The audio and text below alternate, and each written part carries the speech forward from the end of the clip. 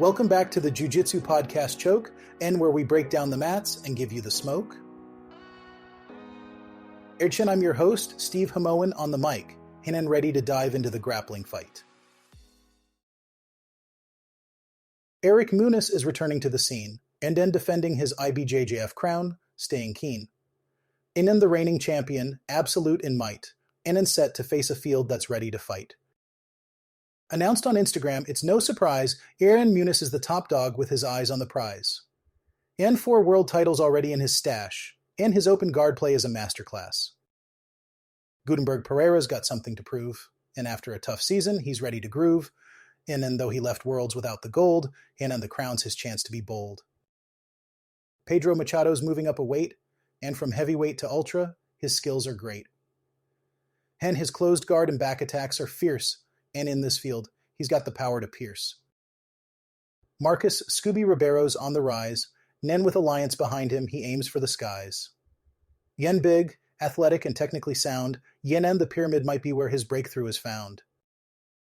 Roosevelt Sousa's no stranger to the GI, Nan though in no-gi he's found much glee. Yen his movement's rare for someone his size, Yen in any matchup, he's a surprise.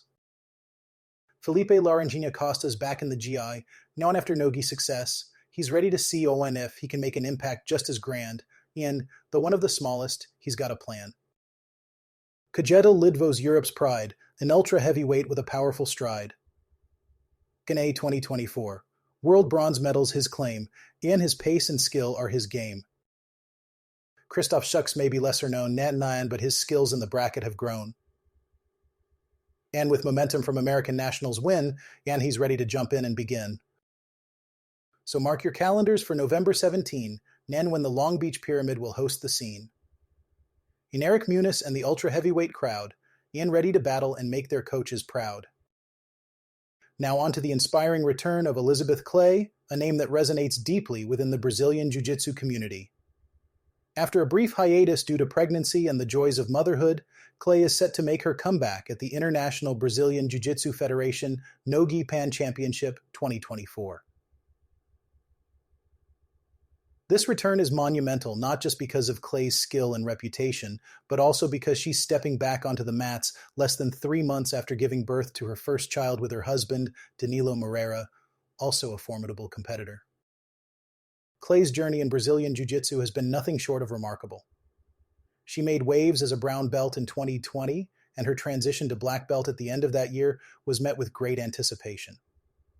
Her performance at the 2021 No-Gi Pan Championship was legendary. She clinched gold in both the medium heavyweight and absolute divisions, submitting all 6 of her opponents.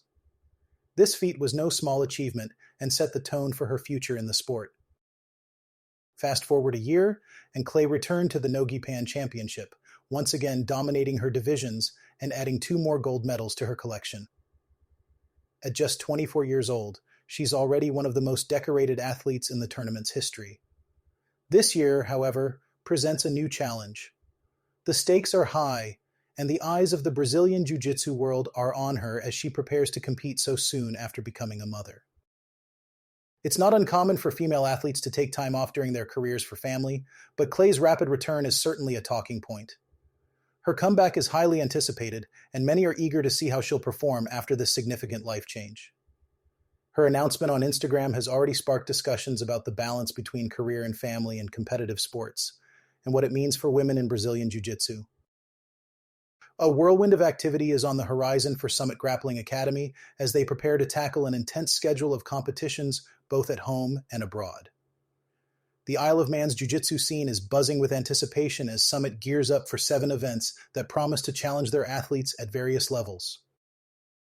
The action kicks off this weekend at the International Brazilian Jiu-Jitsu Federation London Open, where Summit's fighters will showcase their skills against a formidable lineup. Following closely on its heels, the Academy will travel to the International Brazilian Jiu-Jitsu Federation Rome Open, an event that promises a competitive atmosphere and a chance for Summit to make their mark on the international stage.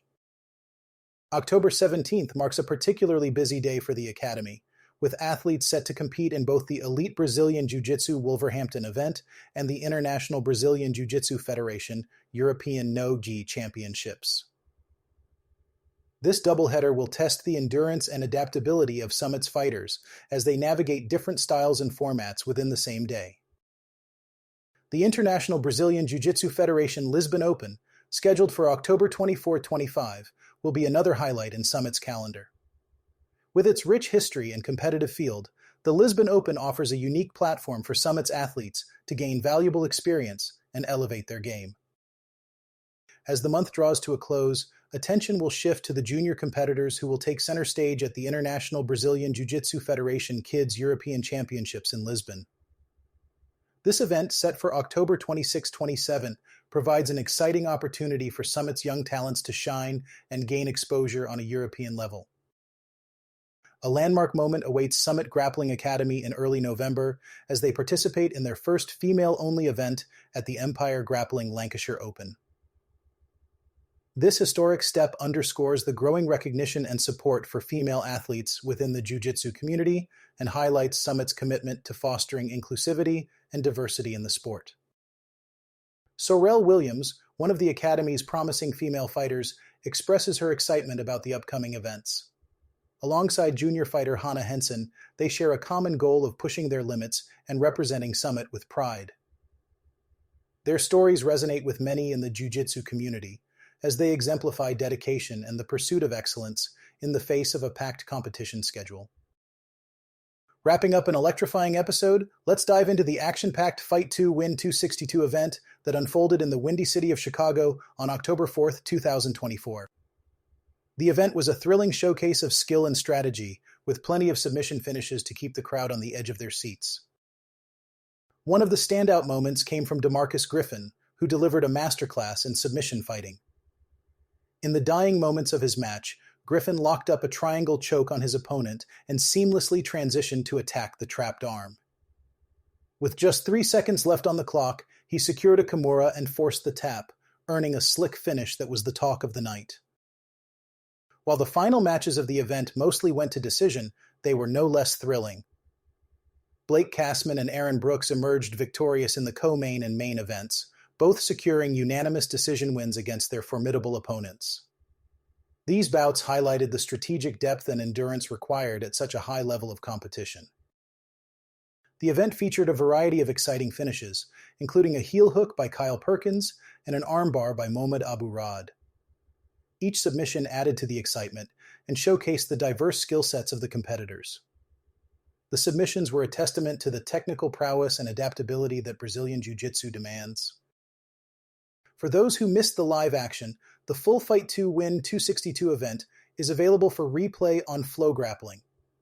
It's definitely worth the watch for any Brazilian Jiu-Jitsu enthusiast looking to catch up on some high-quality grappling action. As we wrap up today's episode, I want to leave you with a little jiu-jitsu humor. Why did the jiu-jitsu practitioner cross the road? To get to the other guard. Thanks for tuning in to the Jiu-Jitsu Podcast Choke. Until next time, keep rolling and stay safe on the mats.